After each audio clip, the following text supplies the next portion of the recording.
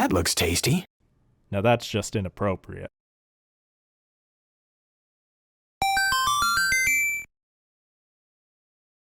I'm a bit of a game connoisseur, don't you know? A pundit of electronic entertainment, if you will. Looking for the most compelling and thrilling piece of media to divert myself from my mortality. Horror, drama, romance, time travel, and King Kong. Escape from Bug Island. But with giant monkeys, lizard women, and dogs with people faces. But to really exemplify what makes this game so delightfully something, we're just gonna have to play it. Gonna go get myself something to drink before sitting down for the long haul though. Gonna hit that home button and... Okay, just gonna hit that home button and don't want to interrupt that important cutscene. You play as Ray, generic loser dude who doesn't ever seem to know what's going on and hates bugs. But you know, he came to Bug Island, so whatever. And you're traveling with your close companions, bland romantic love interest Michelle with no personality whatsoever, who only exists to be kidnapped and be the damsel in distress to motivate your journey, and a frat boy douchebag who only exists to cause conflict between the romantic subplot. Is that a spoiler to mention that about him? No. You could be blind in one eye and have spontaneous cornea rupture in the other, and I think anyone can see this within the first 10 seconds. And why are they here? No, really, why are they here? The game never explains it. You set up camp and decide you're going to confess to Michelle, but Sir Douchebag decides to confess to her instead despite seeming to be uninterested in her. And then she decides to take a walk to clear her mind and he goes after her. Seriously, why do you talk to this guy? You need to find some new friends, man. And with that, all the pieces are in place to send me on a wild goose hunt for these idiots for the next, what was my playtime, 6 hours? Good thing I got this pointy stick, a handful of rocks, and some good old-fashioned precision waggling. Gonna take on a horde of spiders the size of my head with a stick. And if you didn't think classic Resident Evil tank controls was a bad choice within the first few seconds, you'll definitely feel that way after your first large encounter. I've never really had a problem with tank controls. Forward and back move, left and right rotate your character. Yeah, it's always been a little clunky and slow, but I think it's always done a good job of building suspense and punishing panicked gameplay and rewarding staying cool and planning your approach. But there are two huge problems with using it in Bug Island. 1. Tank controls fused with motion controls does not a good idea make. Searching an area or using anything ranged requires you to go into first-person view, and this is controlled by pointing at the screen. You get serious vertigo when the screen swings around wildly because you weren't pointing perfectly at the center and it wants to snap to where you're pointing, and then as soon as you let it go, you just have to re-figure out where you are, and it's just a bad idea all around. At this point, you're fighting your controls more than the actual enemies. And 2, when you run into an enemy, you don't just run into one cricket, you run into the whole freaking colony of crickets. And they're just jumping away, biting the shit out of you, flying all over the place. I mean, just look at all this garbage. You'll get so much further just standing in place and swinging until everything stops moving, or running away. Actually, yeah, no, just do that. Run from everything. Don't let anything see you. And you and your dumb friends aren't the only ones out here. Take these two, for example. This guy here is a researcher who's been out here for a whole day, and this woman's looking for her boyfriend who got lost on the island. I'm sure now that our two dumb friends are out of the picture, we can get some real development and talk to these new characters to find out just what the heck is going on this island, and they're dead. That was pretty strange, wasn't it, Mr. Douchebag Fran? You're dead too. Huh. Seriously, what's with them introducing random characters on this island, give them enough backstory and personality to make you think they're going to matter, just to kill them in the very next cutscene? At least you'll never leave me, right, Sticky-No McStickerson? After all the bugs we've bashed together, and what we've been through, surely you're the only one I can count on. Ooh, a shovel. While the box does say, escape from Bug Island, I'd say that barely half of what you actually fight are bugs. I'm not sure what King Kong is doing here, but it's nothing a little good old-fashioned blunt trauma can't solve. Well, another one just fell from the sky.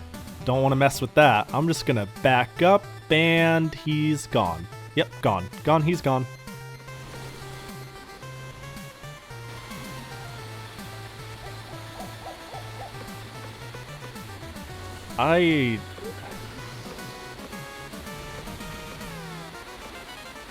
What is going on here? So after crawling through spiders, crickets, and zombie fish oh my, you finally get to Miss Women Are Prizes and Need No Personality. Boy, you look like crap. Have you considered trying some of that tasty island cuisine? Fixed me right up. Oh, you're a limping AI companion now? Okay, yeah. I would have preferred if you died like everyone else.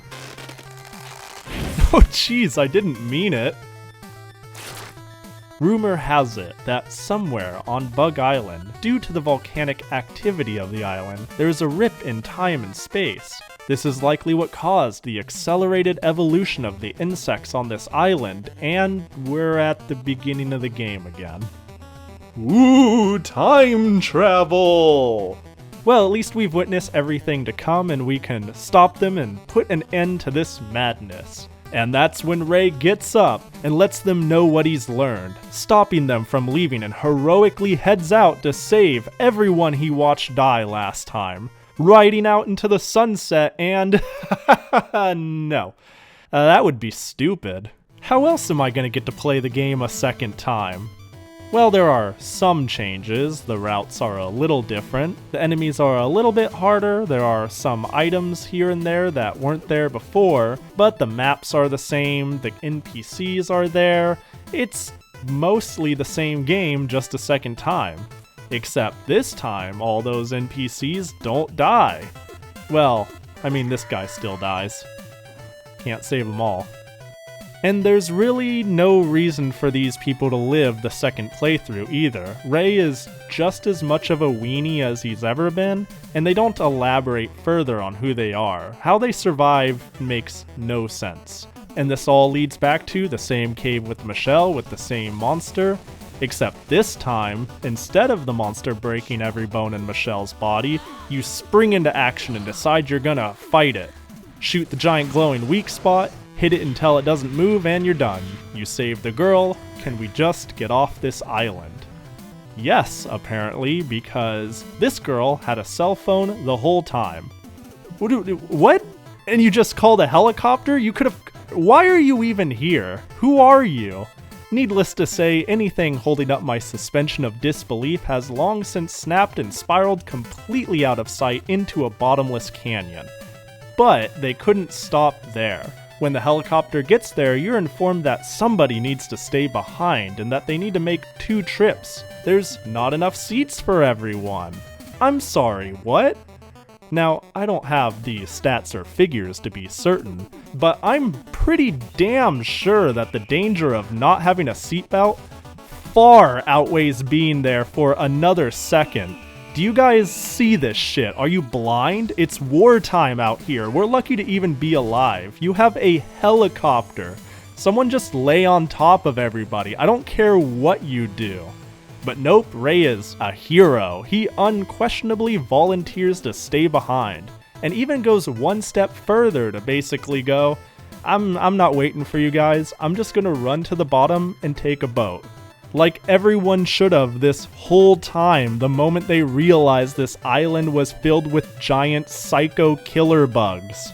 Just another excuse to pad out the game across the same maps. Fight one more boss that's the mutated corpse of that one guy who I don't know who anybody is in this game. And finally, the credits roll. Do you feel that? Do you feel that? Now that's pure comedy gold you're feeling right there. When a rated M game boasts that it is the creepiest experience you can get on the Wii, this is not what I was expecting. Is it a good horror game? No. Is it a good game? No, God no. But I actually found it entertaining in the same way people might find Sharknado or Birdemic entertaining to watch. It transcends awful, and by being the perfect fusion of frustrating, ridiculous, and laughable, there was little room for me to be actually bored. I don't know about you, but for me a game doesn't become unplayable until it's boring, and that was a feeling I felt way less than I expected. Don't get me wrong, getting lost and running around with nothing to do and beating on mobs of enemies by standing in place jerking my arm off until I was able to move again isn't necessarily what I'd call fun.